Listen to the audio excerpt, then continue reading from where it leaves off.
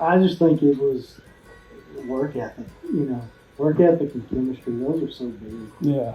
Chemistry is completely out of your control, and that's what drives a lot of coaches nuts. We can't go out and recruit the type of personalities we want. We got to deal with the personalities we're going to get, and chemistry is so big. And these kids, it really started after we got beat the way we did in Austin in baseball. We didn't expect that. We didn't like that. And, we said, hey, let's take a week off and let's come back to work. And those kids are like, no, we'll be there Monday and we're going to get back to work. And they did. And, that's chemistry and that's work ethic.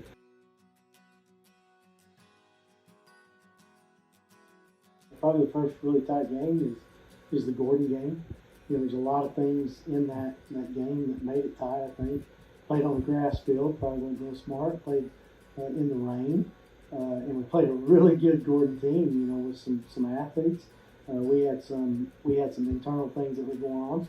Our kids were going through some trouble mentally, and yet they were able to respond.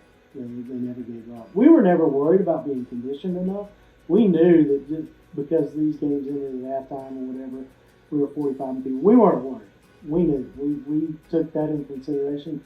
We probably worked harder in practice than a lot of people, and I know in the weight room that's where we really worked hard, and that's really what gave us that ability to go a little bit longer. I think these guys, they've seen the benefits of not doing it, because we went through that little run there for a while where, we didn't make playoffs for 3 years in a row, and that was kind of unheard of.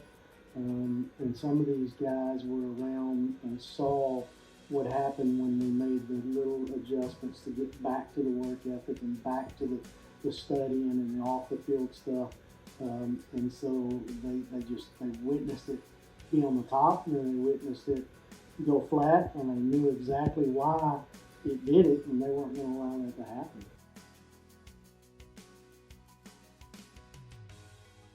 There is, and we've had that. Mason Hell's a pretty good running back. And didn't get a lot of carries early in the year because games ended so quick, and Riley was putting the ball in the end zone a lot. But he was unselfish, and he went over and did things like return kicks or return punts and filled in where we needed him to.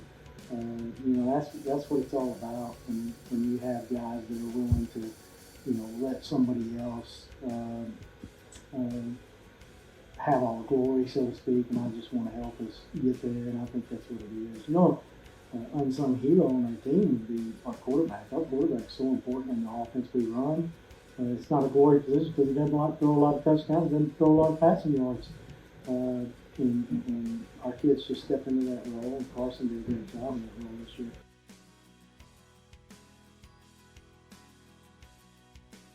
It's hard. It's hard. I've been doing it a long time, been doing the semifinals a lot of times, and only been able to get into the state game 3 times. This one was hard. This one took me a long time to get over. I've watched the game film once. Still haven't watched the broadcast replay because I felt like it would be a closer game. And so it's hard when you walk off. And we didn't have any offensive success. And I feel like that's on me. And so it makes it very, very, very difficult to get over this one. But, I've got over it, and it's time to start moving forward and seeing what I did wrong, seeing what we did wrong as a team, and try to get back again.